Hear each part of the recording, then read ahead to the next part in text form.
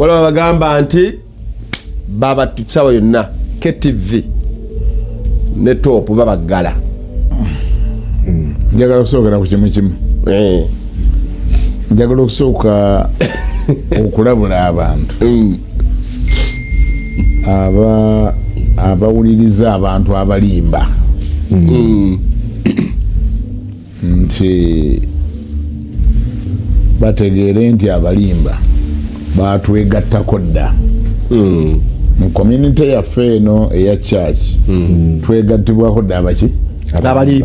abalimba kati kubanga oliwo okutwala buli kyeboogera oba owedde ogenda kufuna obuzibu. Abalimba batwegattako dda, abalimba twabayingiza baidhe waliwo omulembe kabona omulio yali yayingiza abannaggwanga ndoza gwali mulembe gwa Nekemiya gwali mulembe ndoza gwa Nekemiya Nekemiya ku mulembe gwe ogwo mu revival gye yaleeta ebimu bye yakiri yalinga agamba nti nendaba obubi Eliyasi gundi bwe yali akoze Eliyasibu ng'ayingiziza Batobiya yayingiza Batobiya mu bisenge eby'omunda eby'ennyumba ya Mukama mbunali ukakasuka ebintu byabwe bweru kuba yali bambi alese revival naye nga ayani yabayingiza ate Eliyasibu Omuyudaaya ayali kabona ayali compromised yayingiza ate Batobiya kakati obuzibu bwe buli bunene nti ekkanisa ya Kristo oba mbugenderevu oba mbutali bugenderevu neno za mbugenderevu yayingiza abantu mbayite oba abakafiri oba mbayite bannaggwanga who do not care tebalina mbwe abatandika okulimba tafunamu yadde ekyekango mu mutima tafuna yadde ka conviction konna tafuna yadde akamukanga nti gundi ng'olimba abamu balimbira ku microphone, abala balimbira ku TV, abala balimbira maloboozi ateekayo eddoboozi nga teriiko face naye nga ali mu kulimba ate nga kyonna kye weetaaga ojjukira ku Sande eri ewedde twayogera ku Yezeberi twayogera ku Yezeberi muka Akabu nga apangisiza abalimba ali mu Isirayiri naye apangisiza abalimba abanasobola okulumiriza Nabbosi webale abanasobola okulumiriza Nabbosi kuba ye omu Misiri omuntu atalokokangako munnaggwanga bw'aba alimba n'okutemya tatemya tafuna yadda akanula n'amaaso bw'ati n'ayogera ekitundu yinza n'okuluza nti kibaddewo ninga tikibaddewo kuba yeeri Bayibuli gandi bwayogera obulimba aba ayogera ekiva mu bibye atoolako obutoozi Yesu yagandi bwayogera obulimba aba asena ku luzzi olede gye kiri eri munda kitokota okiwuli bw'aba alimba teyeesika teyeesaasira tafunamu yadde akatengo tafunamu yadde ekimukanga era ne bagamba dda nti omuntu omwangu ennyo okukwata nga alimba ye mulokole abalokole nze mbakubiriza bave ku bulimba omulokole bamukwata nga alimba tosobola kumalako olimba bisatu ate ekyokuna noyogera ebituufu ne bakukwata so nga bw'oba onoolimba oyina goyinga all the way okola all the way n'omalayo eri lwaki kubanga obulimba babumaintaininga na bulimba obulimba babunyweza na bulimba kati ate gwe omulokole challenge oyina bw'olimba bisatu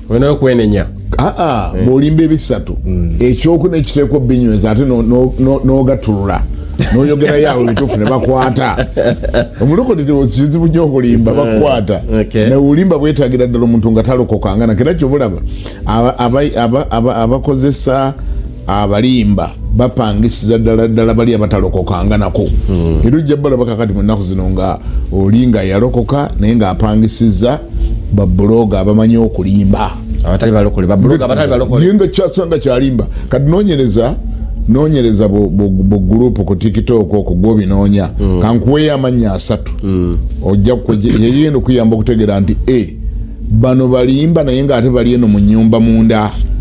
ndozo manye engeri gyogenda ku back end n'okebera ogenda eri ku back end n'okebera n'ogamba lwaki byabano byokka byebirimu bya kampu eno naye ate aboogereramu nga balimba ekitegeeza balimba betwahayalinga betwasenza bajje batuyambeko onegadde amanya nga kuwe genda ka TikTok ka account ke bayita The Truth anyi ako kali hired by us naye nga ateko omulimu gwako kulimba. Genda kalala bakayita The Investigator, genda kalala bakayita Good Shepherd,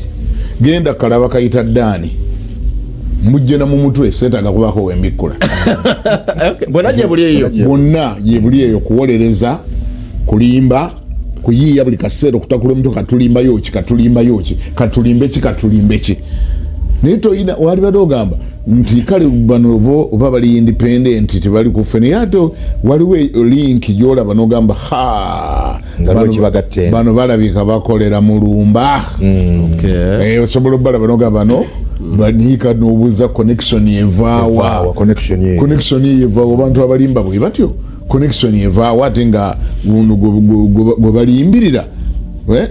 ba defending omusajja wa Katonda ninga ate bo balimba. Katwali ekyokulabira kankulage ekyokulabira ekisooka mu bugroup omwo mu Afrimide ekifaananyi nga Kiganda ali ku UCC bamutuuzizza kankulage manyi bagamba enkima gyekoma okulinnya omuti yeyongera okukunama yeyima okukunama kankulageyo olukunama lumu naawe olwerabireko wano nga n'okuva out of day wa mu group embafumide akasose media akalaze nga Kiganda atudde ne Ssenyonga wamulabyeko wagambire gabamyuse babakunyiza kakati bibyo Kingdom Media byetereddeyo kebakutereyo olabire ddala obaddala Kiganda yatuddeko ne Ssenyonga bakulage kiri ekinene bakigaziye Kiganda atuddewa uli eri obala abantu omu babiri basatu bana batano okutuuka wali Ssenyonga naye oli yakoze ekisoboka akyeditinge asobole obalinaganya asobole okulimba byalimba kati obusibulimba namba emu laba Ssenyonga laba Kiganda oli eri mu nsonda okiwulidde kakati ekyo kidefending otya bwobanga nawe ogamba walokoka oba bwobanga ogamba bakuteekawo kudefendinga musajja wa Katonda adefending babalimba abalimba babeera bamudefending nkulaze ekyo tandikira ku ekyo ebirabo binanga sina byogera amaloboozi togawulidde ebyaliyo tobiwulidde tandikira ku ekyo sokola Ssenyonga gyali laba Kiganda gyali